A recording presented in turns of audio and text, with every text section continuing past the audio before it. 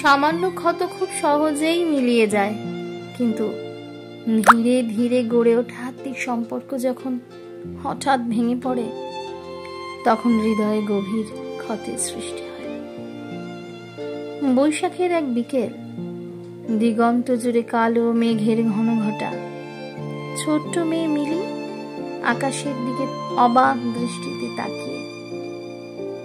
বাচ্চা একটা টিয়ার ডাকে মিলি দৌড়ে গেল ঝড়ের দাপট উপেক্ষা করে। নীড় হারা মা টিয়া শাবকটিকে দুটি ডানায় জড়িয়ে চির ঘুমিয়ে গেছে। মাতৃহারা শাবকটির চোখে অজানা আশঙ্কার ডাক। বৃষ্টি নামার আগেই মিলি ছোট্ট টিয়াকে নিয়ে দুয়ারে এসে ঝরঝর করে কাঁদতে থাকলো। সকলের জিজ্ঞাসা, কোথায় পেলি রে মিলি? কান্না জড়ানো গলায় মিলি বলল, ওর মা নেই। মিলির মা হেসে বললেন, আজ থেকে তুই ওর মা। মিলির চোখ খুশিতে চকচক করে ওঠে। সেদিন থেকে মিলি বাচ্চার নাম রাখলো খুশি। বাড়ির সবাই মিলির মাতৃত্বে অভিভূত। খুশির বেড়ে ওঠার প্রতিটা মুহূর্ত মিলি উপভোগ করে।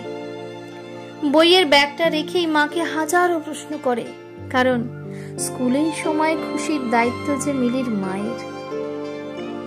খুশির ডানা দুটিতে অল্প পালক গজিয়েছে। মিলির মনে কত ভাবনা। খুশি ওর সঙ্গে শীষ দিয়ে কথা বলবে, ওকে মা বলে ডাকবে, একটু উড়ে গিয়ে আবার ফিরে আসবে। মিলির যেন আনন্দ আর ধরে না। মাসখানেক পরে খুশি একটু উঠতে শুরু করলে মিলি যেন আনন্দে পাগল। কিন্তু মিলির মা মিলিকে বললেন, ওকে এবার খাঁচায় বন্দি করো, নইলে ও উড়ে যাবে। কিন্তু মিলি ওকে বন্দি করতে চায় না। মিলি বলে, আমার ছাড়া স্বাধীনভাবে বাঁচুক। কথাটা শুনে খুশি যেন বলছে, মিলি মা। নিজের কানকে বিশ্বাস করতে পারছে না মিলি।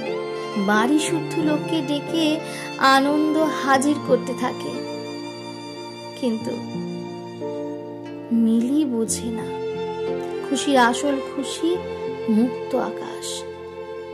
একদিন বিকেলের নির্মল শান্ত আকাশে একদল সতীর্থের সাথে ডানা মেলে উড়ে গেল খুশি।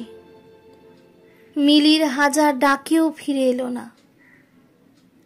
শয্যাশায়ী মিলি নিষ্পলকে তাকিয়ে থাকে নীলা আকাশে, এক বুক আশা নিয়ে।